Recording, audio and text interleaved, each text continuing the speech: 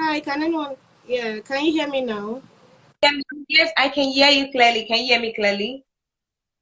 I can hear you, Yetunde. Hi. Hi, Tolu. Can you hear me clearly? Oh, nice, Hey, nice. Okay, okay. It's so wonderful to have you here, and I want to say thank you for obliging our request. We know you have quite a busy schedule, and it's a great pleasure having you here. Everyone, Tolu here is Tolulope Olorundero, like she says, and she's the founder of Nigeria Women in PR, and also she's the principal consultant at Motion Communications, and I'm definitely sure she will be doing justice to how to pitch to the topic we'll be discussing. And yeah, hi. so let's get started. Uh Sure, so that's fine. family, okay.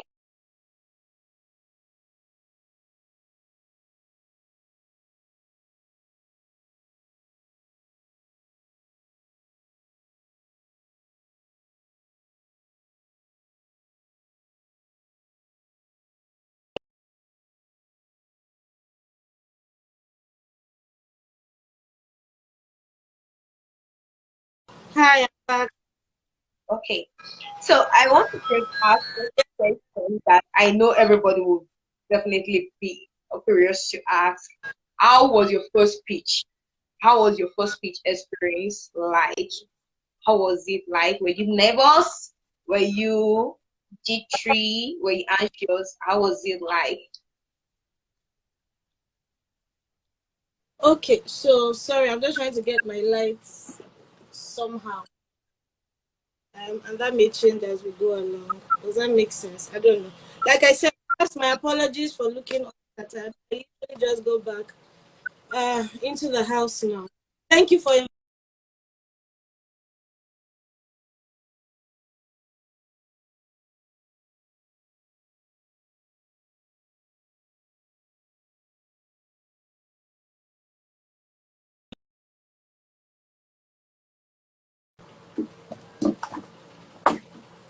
Hi, Yetunde. Can you hear me well?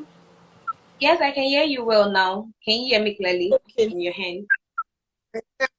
Yes, I can. Okay, anyway, so I was just apologizing for my somewhat unkempt look. But having said that, my first pitch, um, so my first pitch as a business owner, I suppose that I was okay. So the most recent, the one I can recall very clearly.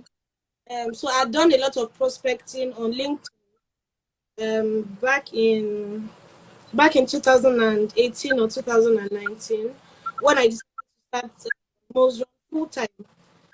So I mean, sent emails. I've talked about that process a lot online. So finally, I got an invitation to come present to essentially the board. So I had three managing directors and one group CEO um, of a tech company. So not tech as in the way we know tech now, but these guys provide original equipment to organizations, and then they just build platforms. And they had been around since I think 1994. So essentially, I got an opportunity to come present to them. That was literally my first time of making a physical presentation as most run to an organization. Of course, I've done presentations to boards before in my quest to get a senior role in public relations. But that was me presenting as myself. But this was the first for Muslim. So the first challenge was I didn't know what I was supposed to be talking about. Of course, I knew the job, but how should I say it? What should I say? What were they really interested to learn? And the first challenge I had was in trying to form some sort of familiarity with one of the managing director, who was the only woman on the team before the other men came in. I was like, oh, so what's the challenge that you have? What are the issues?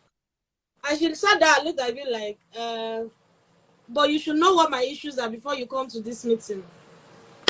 I apologized immediately and said, oh, yeah, yeah, sure, sure, sure. Yes, I just wanted to know what your issues are from your perspective. I mean, that was, I tried to save myself, but that didn't really it didn't really work. So I made the presentation to the three guys. They liked it. That's what they told me. And then for some reason, the group CEO, I think, took a liking to me for some reason. And at that time, I'd never met him before. I'd only sent messages to him on LinkedIn.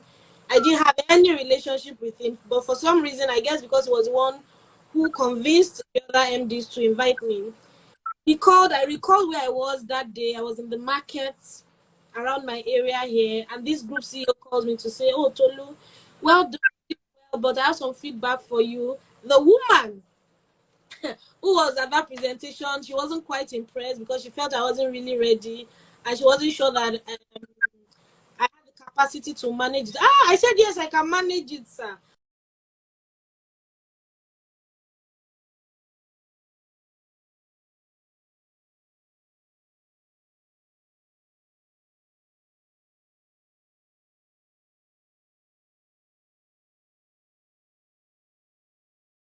Me, right? And after I had the conversation, hey, Jesus, I've been back and I've been talking. Can you hear me? You're back. Yes, I can hear you now. Oh, You're back.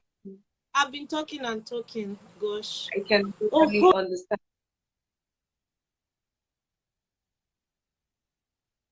can you hear me now? Yes, I can hear you clearly, and I believe Okay. our audience can. Yes, I can. I hope it doesn't go off again.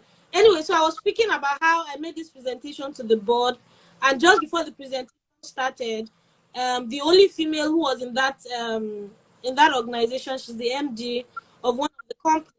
I was trying to just chat out to just before the other men came in to say, oh, so what are the issues that you have in the company and all of that. And she sat back and looked at me like, but you should know the issues I have because what are you coming to present if you don't know what the issues are, right? And she said that, and I was a bit taken aback, but I just said, oh, I just wanted to know what your issues are from your own perspective and all of that. But apparently, that didn't really fly. I made the presentation, they asked nice questions, I thought we were all good, and I was waiting to sign a contract. And then I think the following day, that was a Friday, I remember clearly where I was in the market, I was shopping, and then shopping as in not shop right shopping, I was in real market. And then the group CEO of the company called me to say he was the one who invited me to come make the presentation. And then he called me to say, oh, Tolu, you tried and all of that. But my other colleagues were not really impressed because it didn't look like I was prepared and it didn't look like I could handle the job. I said, sir, I can handle the job. Now, this is me. I'd resigned my full-time job I resigned maybe some 7 months back, and I was really, really looking forward to landing my first client, right? And at that time, Muslim Communication was a one-woman business. It was just me. I was the secretary, I was the admin, I was proposal, right? I was everything, really. And so when I got this feedback, it sort of took me aback a bit. But then I just felt, wait, I already understand the problem because we got to talk a lot during my presentation. I was like, wait, this is not a big deal. I can do it. It was the woman apparently who was not impressed because I asked her a question about what their issues were. And so from that, I learned that for any meeting at all I'm going to, any meeting whatsoever, I must have full information, right? I've done comprehensive research about the company and the people I was going to meet before I go for any presentation at all. If I didn't do that research, then I wasn't going to fix a meeting for it. So at the beginning I was jittery, but again, as always, when I start talking, so long as it's PR, I was able to get in line with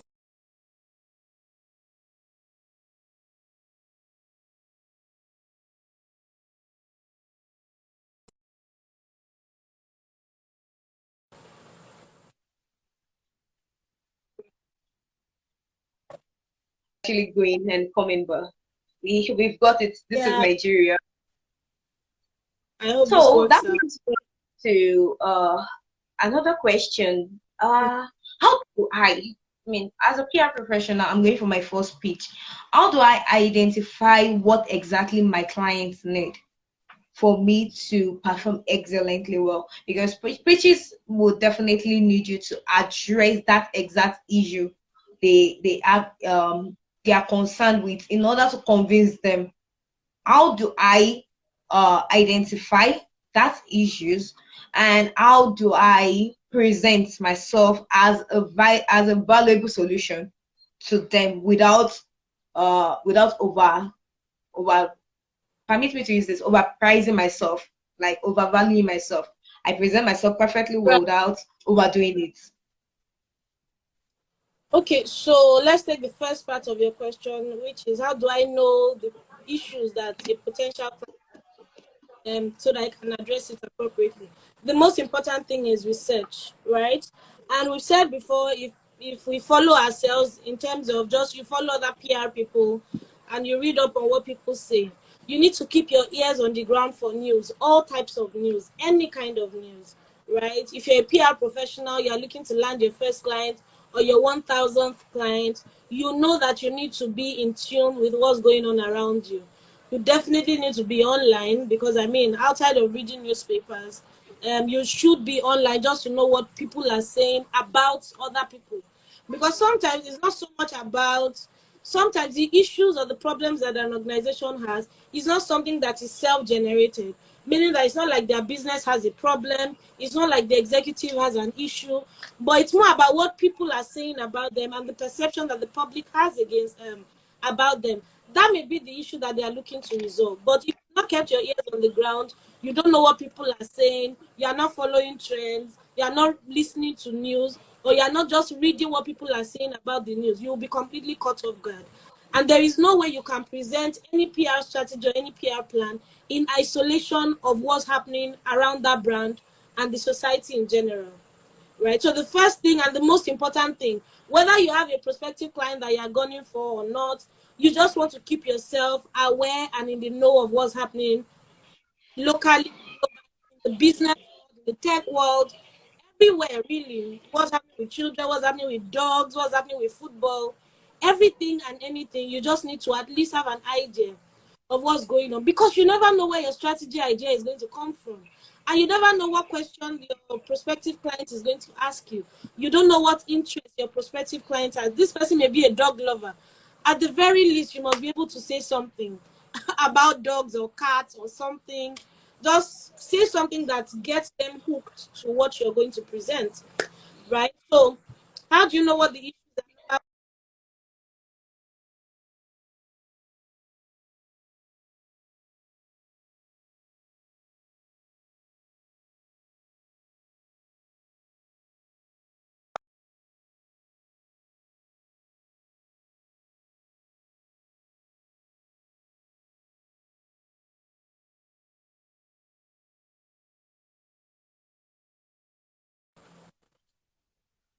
Okay, I'm here. I don't know if it's my network, your network. Something is just going on.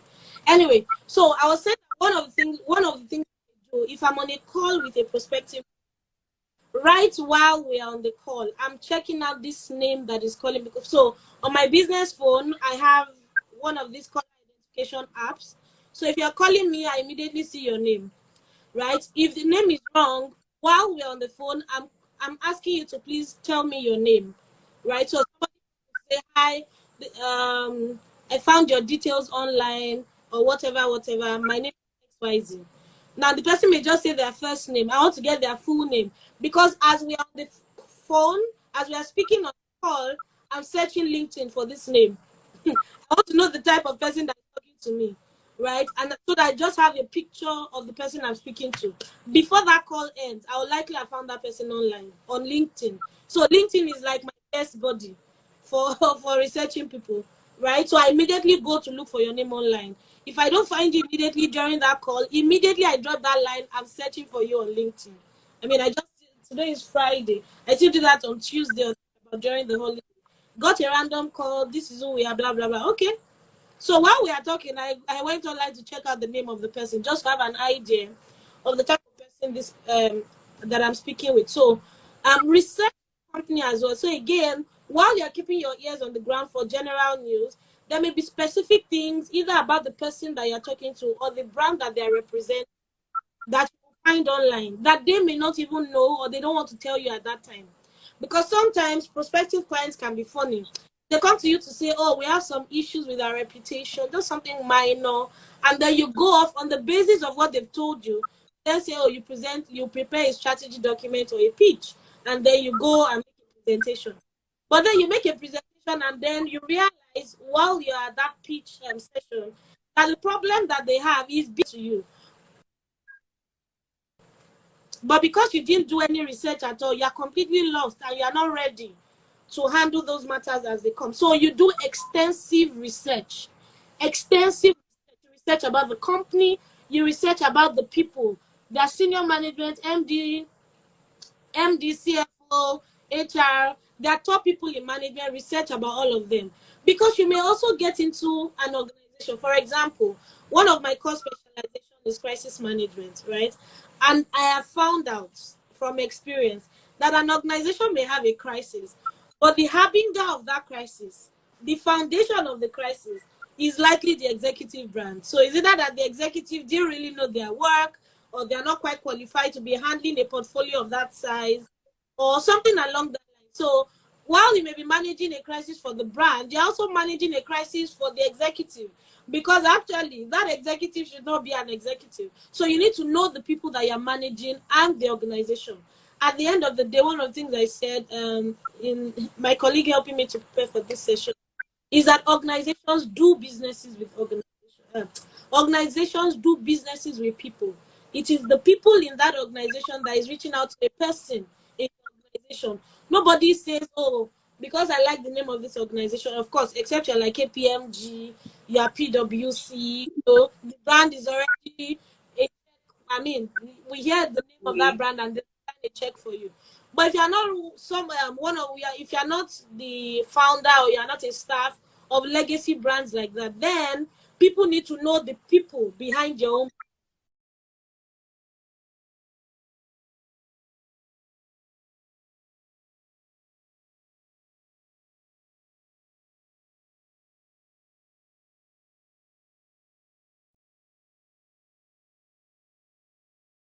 Africa and abroad, that at the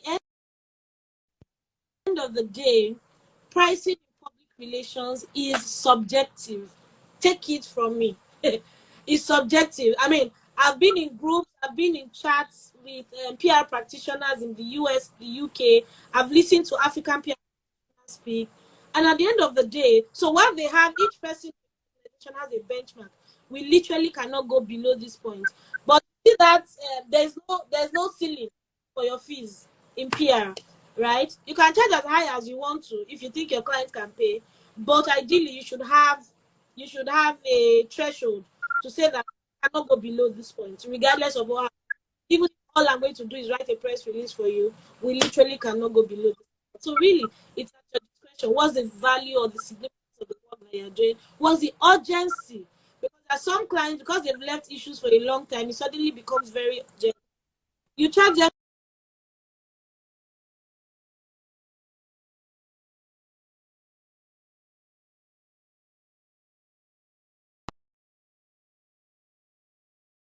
If anybody else can hear me, oh hi, Yetunde, I'm here. I hate. Yeah. You were saying something about charging and how some clients they I didn't get that actually. That was where I lost you. Explaining that in charging your question had been, how do I ensure that I don't overvalue or service to a potential client? And I said that from my readings, from my conversations with people, what I've found, I've seen across different countries practicing public relations, is that pricing is subjective. Okay, you determine what your lowest threshold will be, knowing that you can't go below this point. But you see, there's no ceiling. There is no, oh, I can't go beyond this amount. It's a lie. There's no amount that you cannot go beyond. Charge as much as you want to, so long as you can defend the value that you're bringing to the table. That's my supposition. Oh, thank you so much. So I liked that from your response. I like that research is key. So I want to ask Critical. a particular question. I mean, research is actually the foundation for everything. You want to know more about your clients. You want to know about people. You want to know about their structures. You want to know about processes. you definitely have to research. But what do you do in a situation Yes. whereby your clients are just starting out? So there are some organizations that they're just starting out. They really, really do not have that much information out there. How do you prepare your pitch solidly enough to convince them to bring you on board? Well, so that's an interesting question. So first of all, there are only a certain type of organization that will have no information about them online or anywhere about them. At the very least, the prospective client should have a company profile. But what if this prospective client is even bringing you on board to develop a company profile for them? Then you need to sit down with the founder, right? The owner of the business. So what are your ideas? What are the issues? What are the challenges?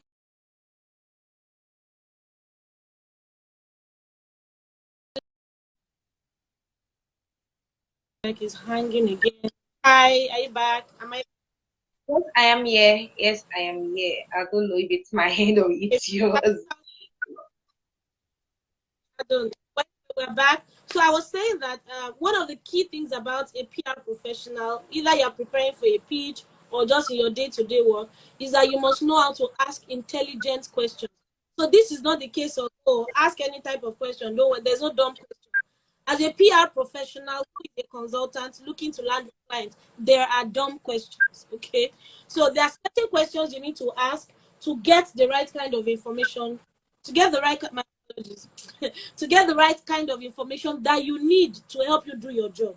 Okay, so if a client, for example, has no digital footprint, they are literally just starting out. Okay, and these people are thinking, oh, what we need now is a PR or a PR consultant or a PR freelancer.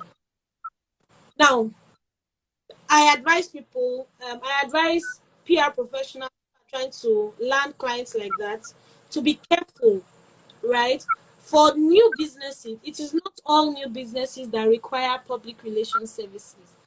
And there are some new businesses that are happy to throw money at you to say, oh, we have the money, just give us your budget, right? But if you are how do I say? I always say we're sensible. But if you are particular about delivering value at all times to clients, then you know that your services must go beyond money, because you must be able to demonstrate that you are delivering value to this client, right? So if a client's business is not positioned or is not at that stage where you are able to deliver value to them as a public relations services, hear me, I recommend that you don't take that client regardless of the money they throw at you. Okay, so I mean, I've shared it at one point where I had a client who was a crisis management client. We had come on board 6 weeks. We had sort of resolved the issues. We had done SEO. The crisis issue, you would really literally not find it on. But we had signed a 3 month retainer with them.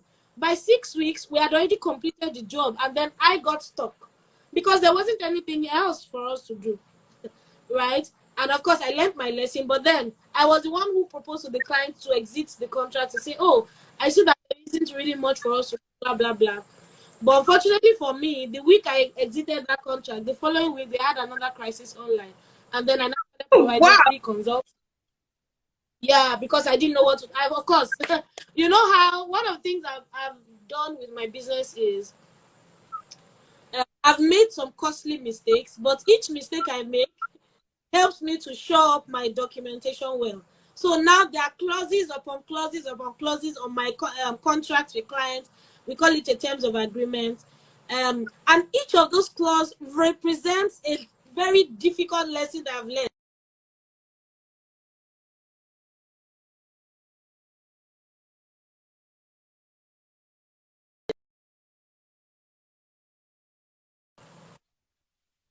Yeah, I mean, I learned lost.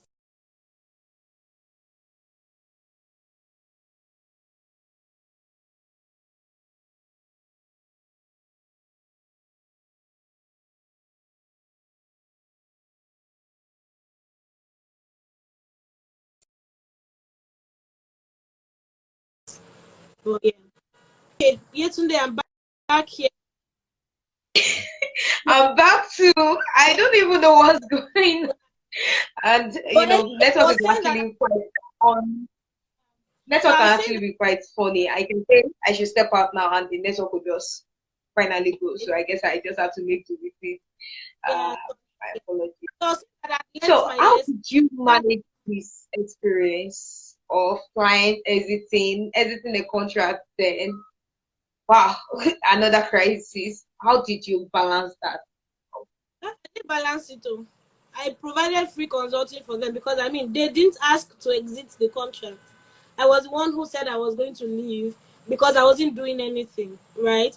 Unfortunately for me, the week I exited, they then had another a crisis online, and what the MD just said was she told the internal comms guy to reach out to me to say, "Oh, Tolu, what should we do?" But because I just exited the contract the week before, and I didn't know that it was possible for me to say, "Yeah, I'm happy to support you, but you need to pay." I provided that service free of charge. But again, that was the first time lesson. The next time, well, I mean, it wasn't a because at that point I tidied up my contract, my engagement contract with my clients. I mean, it now became a template to say that first of all, our minimum engagement period at Modules Run is 3 months. Right? The minimum time you can engage us is 3 months, except it's on a project basis. Okay. Now, what we then one clause that we've included in our contract is to say that regardless of the ebb and flow of work, because there's some days that you literally will not do anything for this client, and it's not because you don't want to work, but just that there is no work. Hi, my baby sister, how are you doing? Yeah. Um, this girl has distracted me now. She's going to abuse me about this my hair. So what to do? Ah. You were talking about when you have a Uh, contract going and you know what to do. yes. So I was not saying that what I then did after that experience, and I spoke with a couple of people. That's the other part. So there's so there's some things that you know you've made a mistake, but you don't know. Yeah, but you don't know how to correct it. So I spoke with one other business person at that time, and she said, "Oh, she has this clause in her contract to say, regardless of the ebb and flow of work, week on week, we will still get paid for the engagement period, standard." And that sentence saved me from that point on, because now we can have a crisis client, for example. It's a minimum 3 month engagement contract, and usually for most crises, except is an extended crisis, by 6 weeks you are actually done, except you are now doing internal work for them, helping them to develop their communication policy or creating a crisis communication plan for them or a mitigation plan for them. Otherwise, you're literally just holding the executives to ensure that they don't say something that will lead to another crisis. Okay. So one thing was we included that clause in our contract to say, regardless of the frequency of work or how often we're going to be working for you day in day out, we will get paid. Number two is that for us at Mosron, we accept 100% payment upfront for our 3 month engagement, Wow. right? So it's possible for us to sign a 6 month engagement contract with the client, right? But we will accept full payment for our minimum engagement period, which is 3 months. For example, if we're charging a client, say 200,000 naira per month, we multiply that by three, which is our minimum engagement period, that's 600,000. Now, if we're going to sign a 6 month contract with a client, the total contract sum will be 1.2 million. But for us to start Okay. work at all, you must have paid us for 3 months upfront, 100% upfront, 3 months. Very critical, very important. Number one, because I don't like to chase people for money, right? I don't like to chase people for money. And then, of course, because of our structure, we're a very lean team. When I say lean, I mean really lean. Thankfully, I'm not a one-man battalion again. I have a couple of colleagues working with me.